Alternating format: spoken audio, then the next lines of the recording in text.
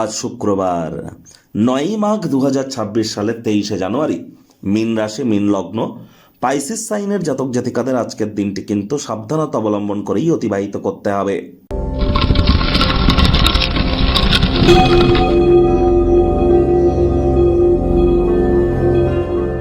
ভিডিওটির শুরুতেই আপনাদের সকলকে রাজযোগ চ্যানেলের তরফ থেকে সরস্বতী পূজার হার্দিক শুভেচ্ছা ও অভিনন্দন রইল।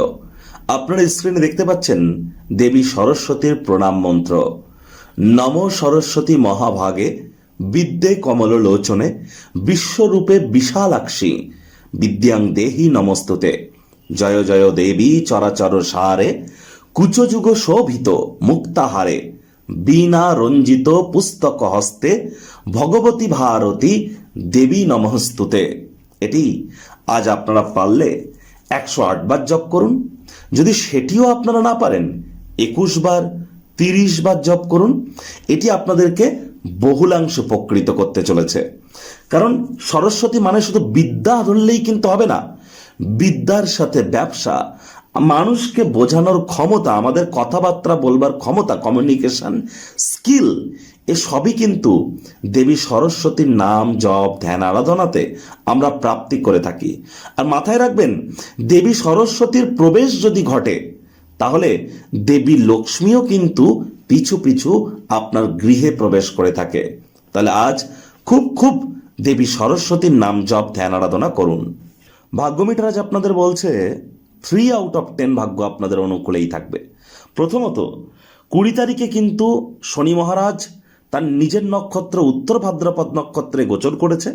তিনি বর্তমানে আপনাদের রাশিতেই অবস্থান করছেন, 7.5-এর দ্বিতীয় চরণও চলছে। এতদিন শনি মহারাজ বৃহস্পতির নক্ষত্রে ছিলেন, আপনাদের রাশিধিপতির নক্ষত্রে, এবার তিনি নিজের নক্ষত্রে গোচর করেছেন।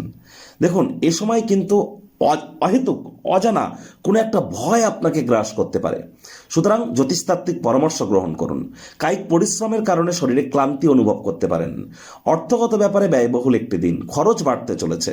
নতুন উদ্যোগ পরিকল্পনার পাশাপাশি নতুন নির্মাণ কার্যকে পিছিয়ে দিন। দেখুন, আমি বারবার বলবো, cowards die many times before their death. ভীরুরা মরার আগে বারবার মরে। একবার তো মরতেই হবে, তাহলে তো ভয় পাওয়ার কি আছে? শনির 7.5-এ চলছে, শনির নিজের নক্ষত্রে গোচর করেছে, মানে কি ভয় পেতে হবে? একদমই না। সময়ের কাজ সময়ে করুন। শনি মহারাজ সময়ের দেবতা, তিনি কর্মফলদাতা। তাহলে এই সময় একটু অতিরিক্ত হার্ডওয়ার্ক করুন, কঠোর পরিশ্রম করুন।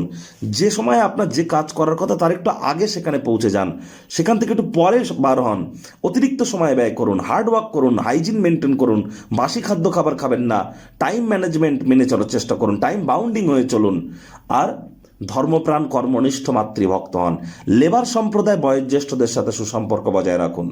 চাকরিজীবীদের অফিসের পরিবেশ এক প্রকার ঠিকঠাকই থাকবে। এ সময় কিন্তু অবশ্যই অফুরন্ত সাফল্য আপনারা লাভ করতে পারেন যদি আপনার নিজের দক্ষতাকে একান্তভাবে আপনারা নিমজ্জিত করতে পারেন।